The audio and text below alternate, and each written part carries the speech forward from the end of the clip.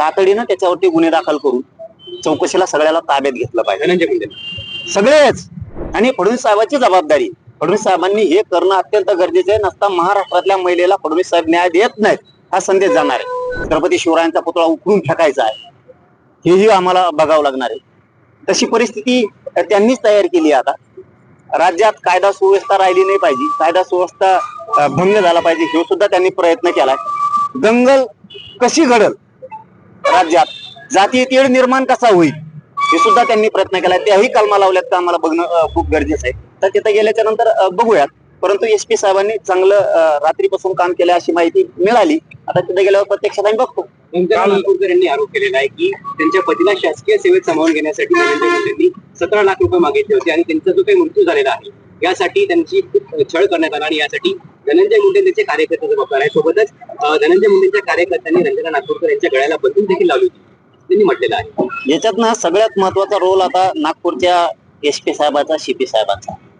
त्यांनी तातडीनं त्याच्यावरती गुन्हे दाखल करून चौकशीला सगळ्याला ताब्यात घेतलं पाहिजे, धनंजय मुंडे सगळेच.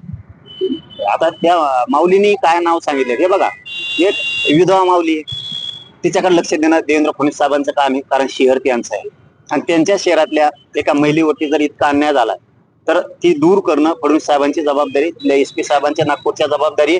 गुन्हे दाखल करून तातडीनं त्या माऊलीला स्वतः पोलिसांनी बोलून घेतलं पाहिजे की तुमचं काय म्हणणं आहे. त्या म्हणण्यानुसार गुन्हे दाखल करून त्यांना लगेच अटक करून त्यांना चौकशीला ताब्यात घेतलं पाहिजे, तर हे थांबणार आहे. आणि फडणवीस साहेबांची जबाबदारी, फडणवीस साहेबांनी हे करणं अत्यंत गरजेचं आहे. नसता महाराष्ट्रातल्या महिलेला फडणवीस साहेब न्याय देत नाहीत हा संदेश जाणार आहे.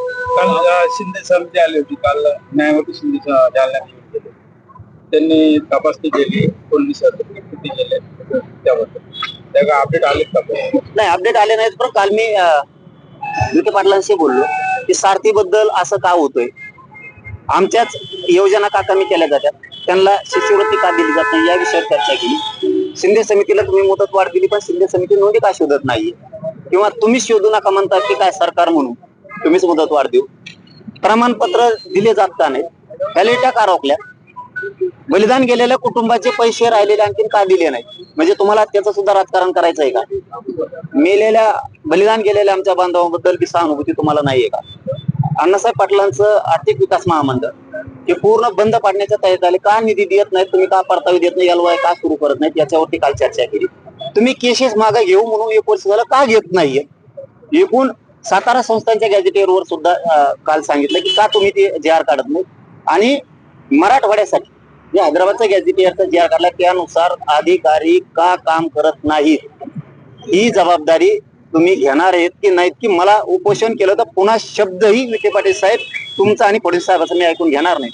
तर त्यांनी सांगितलं 26 तारखेपर्यंत सगळे विषय मार्गी काढायचं आम्ही ताकदीनं काम करतो असं सांगितलं. म्हणून मी सुद्धा आता 2-3 दिवस शांत बघतो, आता 26 तारखेपर्यंत हे सगळे विषय मार्गी काढतात का. 26 फेब्रुवारी. बरं, एक शेवटचा प्रश्न, सुमित्रा पवार यांची बीडच्या पालकमंत्रीपदी वरी लागलेली, काय अपेक्षा, कशा प्रकारे तुम्ही काम करावं असं वाटतं? आता त्या ताई नवीन आहे, हे प्रचंड दुःखात, त्यांच्यावरती दुःखाचा डोंगर कोसळला.